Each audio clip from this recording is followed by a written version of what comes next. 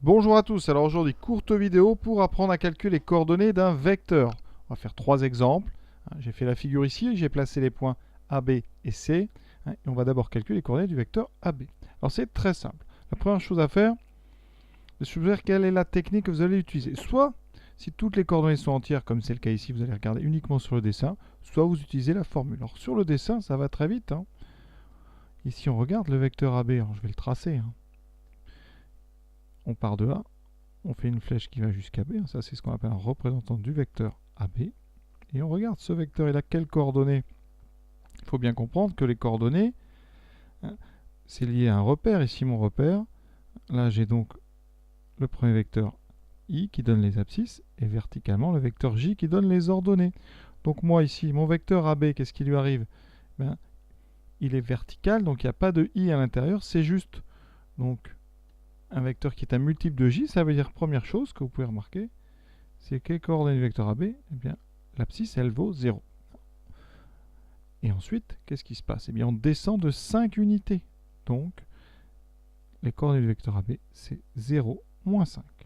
Avec les formules, sur une copie, on réécrit les coordonnées de A, les coordonnées de B, pour bien les avoir sous les yeux. Et ensuite, on applique la formule. Cette formule, elle est simple.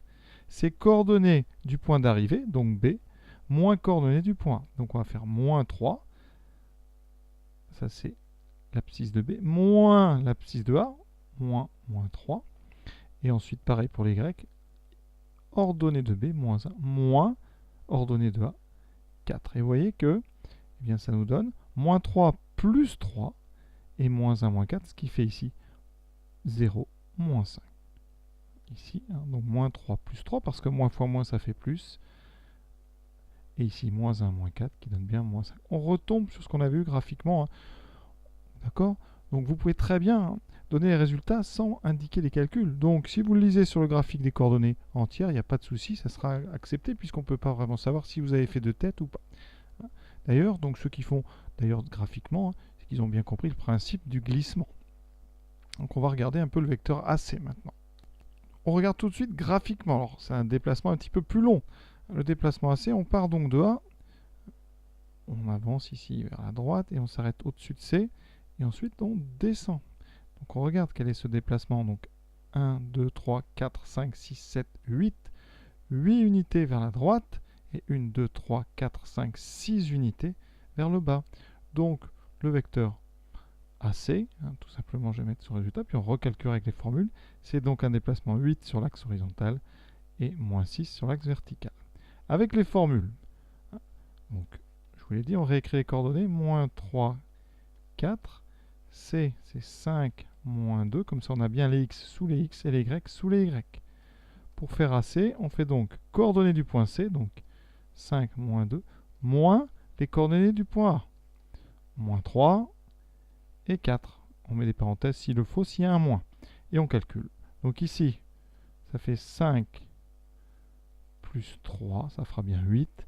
Et là, moins 2, moins 4, ça fait bien 6.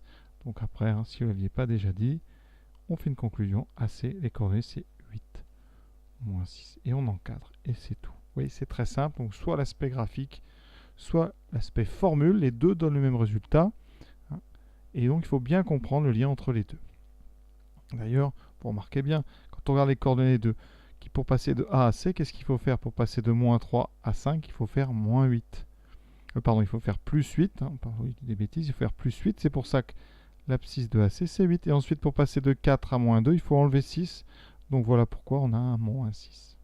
On continue avec le vecteur B. Sur là, je vais commencer par les calculs pour changer un peu. Donc B, c'est moins 3, moins 1. C, c'est 5, moins 2. Le vecteur BC, alors, je vous dis, il y a plein de façons de le trouver. Ce que vous pouvez vous dire, c'est comment passer de B à C. De B à C, on a dit, on passe de moins 3 à 5. Donc ici, vous voyez bien, pour passer de moins 3 à 5, on fait plus 8. Donc là, vous aurez un 8. Et pour passer de moins 1 à moins 2, on fait moins 1. Donc ça doit être moins 8, moins 1. Sur la figure, on le voit bien ce moins 8, moins 1, vous voyez, pour aller de B à C, il faut décaler de 8 vers la droite, donc plus 8. Et ensuite, on descend. Donc on a plus 8, moins 1.